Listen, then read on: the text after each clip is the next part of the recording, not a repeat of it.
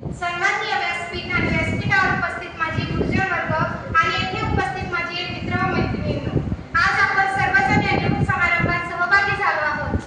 आजचा हा दिवस फक्त माझ्यासाठीच नव्हे तर सर्वांसाठी भावुक दिवस आहे।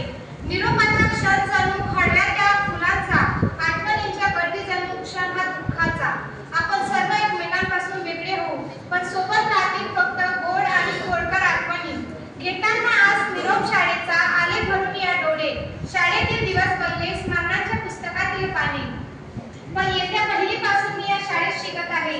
ज्याप्रमाणे कुंभार मातीच्या गोळ्याला आकार देऊन सुंदर मडके बनवतो, त्याचप्रमाणे येथील प्रत्येक शिक्षकांनी आमच्यावर उत्तम संस्कार केले आहेत। आम्हाला मस्त घडवले आहेत, आमच्यावर उत्तम संस्कार केले, माणूस म्हणून कसे जगावे हे शिकवले।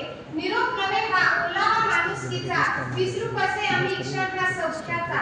या शाळेने आम्हाला खूप काही शिकवले। या शाळेतून बाहेर पडणारा प्रत्येक विद्यार्थी नक्कीच या शाळेचा अभिमान असणार आहे।